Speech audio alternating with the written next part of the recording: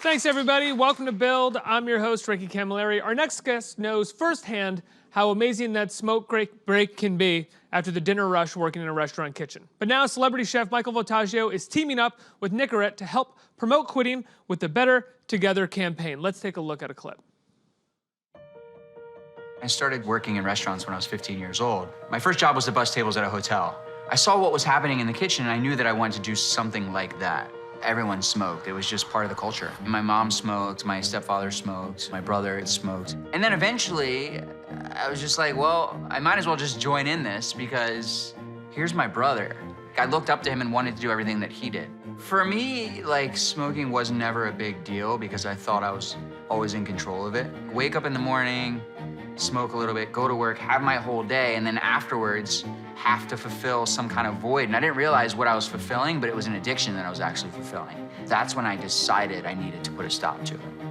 I thought if I can just do this like my brother did and just stop, then there's that, oh, it's just one. And so then I realized that I needed to psychologically think of something to do every time I had that thought, oh, it's just gonna be one. That's when I would take out the Nicorette and say to myself, oh, it's just one. I did something to satisfy that thought process. If I look at a photograph of myself from 4 years ago to today, there is a physical transformation. I look healthier. Part of that was because I quit smoking. And once you experience that, you start exploring all the other ways that you can make yourself feel better, look better, be better.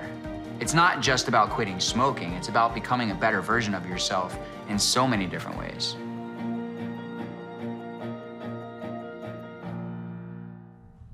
Everybody, Michael Voltaggio. Hey, man, thanks for being here. Absolutely. I'm so healthy in that. You're you're extremely healthy in that clip. I'm like scary looking, like strong. But that is true that when you do quit smoking, all of a sudden, without even thinking about it, you find yourself being like, I'll go for a run, I'll do this, I'll do all these things. You do a lot, and I think that I blame it on this next generation. That's like, my generation was about going out and partying and having a good time. This generation's about being healthy, so I'm just trying to be cool. It's not even about being healthy, it's about trying to keep up with you guys. When I was a teenager, jogging was lame. We made fun of jogging. Now it's like something people meet to do. Like, what are you guys doing? Oh, I'll meet you at the gym. Like, when did that become a thing? But as I said at the top of this, you know, I've worked in restaurants before, and smoking is a huge thing. I mean, everybody after a dinner rush, for the most part, steps outside and has a cigarette. Absolutely. I mean, the culture of working in restaurants is associated with nightlife and partying, and more importantly, it was about getting a break from work. And so any chance that you had to get out of the kitchen and go do something, you would go outside and smoke because that's what the other people were doing. Now they're like drinking green juices on their break and stuff, and so it's about a lifestyle change for me, really. When you essentially, you know, went from working the line in a restaurant to having your own restaurants, did you find that your ability to be a bit more healthy changed as well, or did you find that you were still kind of round the clock working, grinding yourself to the bone? I was still round the clock working and still am round the clock working, but it was about having preserved enough energy to get through it. When I went from one restaurant to waking up with my brother combined to having 10, it was like, oh, this is like grown-up stuff. Like, I need to start doing grown-up things. And I think part of that was to stop smoking. I got into cooking because of my brother. I also started smoking because of my brother, but then he quit. And then I'm like, well, it's not that easy to just copy off of what he did that time, and that's how this sort of whole thing came into fruition. And Nicorette, like, I'm an avid gum chewer too. Like, that's actually an addiction that I have. I love chewing gum. Same. And part of it is to relieve my palate. And so for me, it was like the best of both worlds. So when you when your brother quit and you didn't quit, was he consistently going like, you got to quit, man, you got to quit? Was he hassling you? He was like judging me, like smoke shaming me, and I'm like, you used to hotbox me in your Jeep on the way to school every morning when I was like 15. Or the reason I'm like this. Like, I would show up to class, like football practice or whatever, and my coach would be like, why do you smell like cigarettes? I was running laps because of his habit. And now he's like shaming me for it. And I'm like, this is unacceptable. So naturally I need to stop. And then there's that competitive side of it. We're both cycling now. So we ride for No Kid Hungry Chef Cycle, which is actually next week, where we'll ride 300 miles over 3 days to end child hunger. I need to be faster than him. I know it's for charity, and it's not a race, it's a ride. but I'm racing my brother, and cigarettes was slowing me down a little bit. So you ride 300 miles in 3 days. That's essentially 100 miles a day you do? Yeah, it's 100 miles a day. 100 miles in a day, how long does that usually take? It takes about 6 hours. Oh, wow. Okay. That's a lot of riding still. And a lot. You get to know yourself very well. Meaning? Meaning, like, it's difficult to sit down for a couple days after. But also, like, on mile 72, and you're, like, riding, and there's no one else around you because either they've left you in the dust or they're behind you, you're then sitting there having a conversation with yourself about, why am I doing this? What was I thinking? all of that. You idiot. Like, you call yourself names that you could even call. You wouldn't even want to hear someone saying that to someone else, let alone you're saying it to yourself now. And you're like, why did you do this? But for me, anything that slows down that process or gets in the way of the success of that, it was just, I had to stop it. I needed to get rid of that element of my life. And smoking was one of those things that I needed to do. I needed to get rid of it. Are you the type of person that enjoys sort of endurance tests and pushing yourself? I enjoy accomplishing things. Yeah. I'm very competitive, but I can't just do things. If I do it, I have to go all the way. Like, the first time I went skydiving, I'm like, this is great, but I felt like a baby kangaroo because it was tandem, and I'm like that guy in the front pouch of this giant dude holding me, and I'm like, I got off, I landed, I hit the ground, and I ran inside, and I signed up to do it by myself, which I haven't gone back yet. But then I did the same thing, like, I went on a helicopter lesson, and it was great. Like, I'm like, wow, this is amazing, but I want to fly the helicopter myself. And so everything that I do, I need to do 100%. And when you make certain decisions like that, I find that it's important to surround yourself with people that can support you through those decisions too. And so for me, like, whether it's cycling, smoking, cooking, all that sort of stuff, I find myself now more so than ever leaning on support systems and surrounding myself with people that help me get to those decisions where I'm not doing it by myself. Is that essentially support systems? Do you mean people who kind of ascribe to the same accomplishments or are interested in helping you achieve those things or achieving them themselves? Like your brother in the race? Yeah, I mean, one of my bosses said to me once, when I say boss, not like mafia boss, but like a chef boss, which is similar to a mafia boss, and I think they're way meaner than mafia bosses. I was going to say, almost worse in a way. The boss one time said, he's like, you only surround yourself with people that you can get stuff out of. And I used to think that was insulting when he said that to me. But then I started finding out that, you only have such a short period of time, A, on this planet, and B, to get to experience different things. And so I try and now associate myself or surround myself with like-minded people so that I can achieve goals that I want to achieve and not be held back. That's a different way of phrasing, though, people that you can get stuff out of, because that sounds like people that you can kind of manipulate or... Exactly, and I thought that's what it meant. Like, I need to take something from this person. But really what it was you're motivated by that individual, or that person is going to help you get the most out of yourself. And so when I signed up to do this ride last year, of course it was to battle child hunger and raise money for that cause, but the other side of me was like, I need to put myself through this physical test and see if I can do this. And now I have to do it again next week. And so I'll be then saying those nice things to myself in my head at mile 70, whatever, again. Does your brother do it with you again next week? Is he going to be doing it? He does, but I feel like I'm a little bit more ready for it this year than he was. He did it first, and so Brian has done everything before me, only because he's 2 years older than me. And so I have a tendency to follow him as a little brother would, but we professionally do the same thing. Now, physically, we sort of have the same interests through cycling. Brian is my mentor. And so when Brian did things, I did them too, whether it was cooking, smoking, cycling, all that sort of stuff. And so, yeah, we're absolutely going to go through this together next week. Now, when you beat him on Top Chef, though, how did that go afterwards? A short period of not talking, or was... No, because we both sort of won. And I think we could have walked away from that experience like with animosity towards each other, but we looked at it as an opportunity. When we set out to do that show, or that competition for that matter, we made a decision together that it was going to come down to the two of us. And so it ended up the way we wanted it to, but I don't think either one of us thought it could have ended up that way. And then when it did, it was like, oh, well, one of us needs to win. But at that point, you'd kind of both already won together. Yeah, and so now a lot of our efforts are in doing things together, and so we're actually doing that with our company too. We're opening restaurants together as opposed to apart, and so a lot of our efforts now are more focused on sort of pushing away the things that separated us as individuals and moving more towards the things that bring us together as a unit. And so, Are the two of you still really competitive with each other? we're not. No. We are, but like he'll probably like see this and be like, "Why'd you get to go to New York and do that?" And then he'll probably call you guys and want to come and do it next week. And I'm quitting smoking too. yeah, when he calls, the answer is no. He can't come and do this. You got it.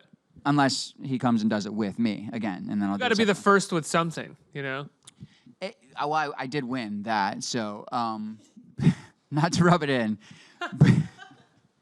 but Brian is like I said, Brian's my mentor. He's a big support system, and he was a big part of the reason why I quit smoking because he, like I said, he was shaming me. And much like he's been a positive influence in my life in a lot of cases, he's very good at making me feel bad about myself. And I think he used that tactic against me in that moment. And I'm thinking, wow, who are you to judge me? But here we are, like you're making me a better person. And so I guess I was surrounding myself with someone that I could get something out of. Now, you're opening, you and your brother are opening a lot of restaurants, and I read recently that you said you were going, I think it was a year ago you may have said this, you're going to sort of stop cooking for yourself and more cook for the audience, cook for your customers. Does that mean that you're out of the kitchen as much as you used to be, or are you not necessarily? No, my goal for the next project actually is the opposite of that. I want to be in the kitchen more and take away that wall between myself and the guest. But what I meant by cooking is doing more, not chef-driven restaurants, but guest-driven restaurants, and doing things, taking all of my experiences and figuring out what was successful and what wasn't. But as cheesy as it sounds, we're in the hospitality industry, and some reason, somehow, somewhere, chefs forgot that that's why we do what we do. I mean, there's certainly the art of it, but in the end, we're here to take care of people, and that's what we signed up to do for a living. When I first started cooking, there wasn't really celebrity chef. I mean, there was the guys that we read about that had cookbooks and stuff like that, but there wasn't. There's like four or five guys, like people, really. Yeah, there wasn't this. Like, my parents said, "Oh, we thought you'd end up in the food service industry." Like, it wasn't a compliment, and now it's like, yeah, and now it's like, "Oh, great, you want to be a chef? Like, yeah. We're so proud of you." And I'm like, when did I have to know all this stuff to cook? Like, I ended up here. I didn't choose to be here when it happened when I was 15 or 16 years old. Like, I needed a job. I wanted to make money, and I wasn't doing what smart kids were doing. And so then I woke up, and I'm like, wait, I'm like the president of a company. I'm human resources. I have to understand accounting and all that sort of stuff. I guess I have to be a smart person now. And so I started focusing on doing smart people stuff, and I'm still getting to cook in the same part of that, so. What's it like when you walk into a kitchen now? The same as it was before, or does it feel different? It's funny. I like the statement of, if you can't take the heat, stay in the kitchen. For me, the kitchen has always been the safest place I've had my entire life. Like, we've all got our stories about childhood and this and that and blah, blah, blah. But, you know, my favorite part of the day was always ending up in the kitchen, and that's because everyone was measured by what they were doing. It didn't matter who you were as an individual. And that's what's so funny about this whole idea of celebrity chef and all this sort of stuff, is that these individual personalities are now being scrutinized the same way as the taste of a dish. And so I started like eating my own food, like with my eyes closed, and you'd start like picturing the same dish on a paper plate. Is it as good? Forget about who made it and forget about what it's served to you on. If this was on a white paper plate, was it as good? And you don't know who made it. And so I challenge myself with that exercise every time I cook something, and if it is good, then I know it's ready to be served. Do you have a signature dish at this point that you kind of, you'll forever be like, that was, you know, the best thing I ever made? I don't have a signature dish. I mean, I did this egg yolk gnocchi thing that I was doing for years, which was actually an accident, where we made a gnocchi out of egg yolks and olive oil that had zero starch or binding or anything. It was a manipulation of temperature and time. But what's funny about that is I'm starting to realize, again, going back to that guest-driven thing, that if you have signature dishes and you take them away, then it's no different than, like, I went to, I saw Guns N' Roses in Coachella a couple years ago. And with Axl, right? Yeah, with Axl? With Axl. Was it the whole band or just? It was Axl. It wasn't everyone. Axl, they were missing. Duff? You're stumping me. It wasn't Slash. Slash was there. That's what I thought. Yeah, okay. Anyway. It's Coachella. They got most of them. Long story short is they kept playing like the songs that were like, every Guns N' Roses song is like 9 minutes long. Well, if it's one that you don't know, then you're sitting there waiting for the one that you know, and then Sweet Child of Mine comes on, and you stand up and you know that song.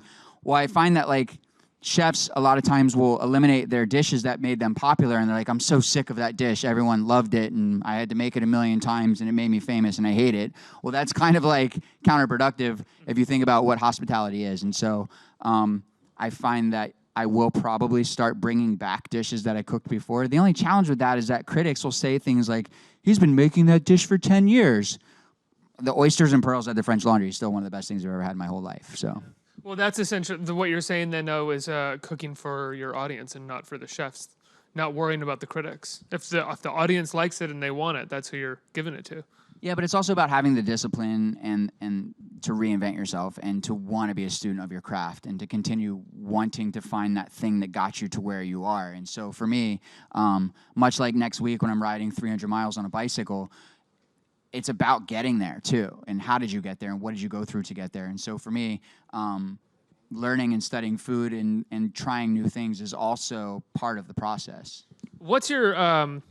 Before we go to audience questions, I like asking chefs this. What's your favorite thing to cook that is simple or deceptively simple, but also deceptively hard? Like my favorite thing is always scrambled eggs. There's a million ways to cook it. It's that. Yeah. It's exactly that.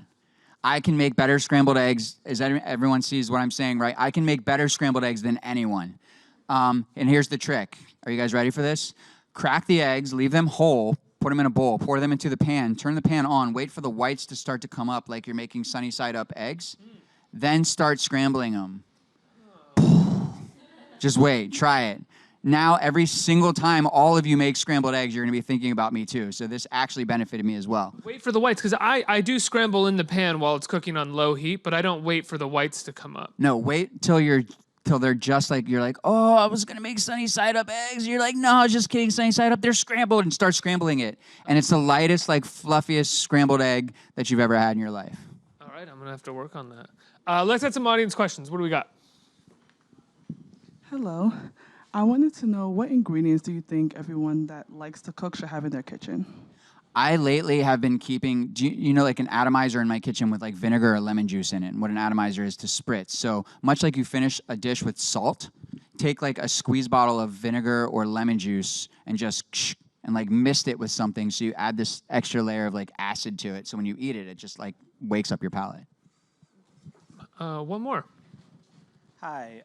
Just going back to you were talking earlier about quitting smoking. I was just wondering, what kind of advice can you share with people who are still struggling? Like, if you can relay a message, like, how can they follow by your example? I mean, for me, it was about a couple of different things. One, having a support system around you that can help you, people that are going to not influence you to smoke. And two, like in the video,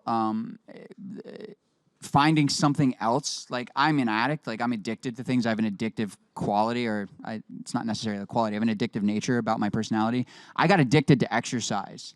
And so, like, on that video, exercise became a way for me to replace the habit of smoking. And first I started out like chewing gum. Like, chewing gum is something, I was addicted to chewing gum. I then I would chew Nicorette to stop smoking.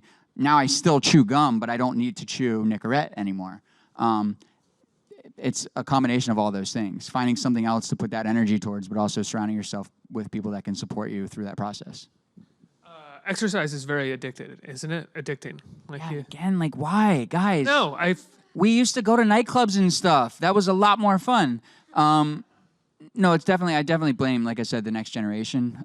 So thanks a lot. You guys, by the way, you're keeping us around longer too. So I don't know if we're annoying you or not, but you're just keeping us around longer to tell you what to do.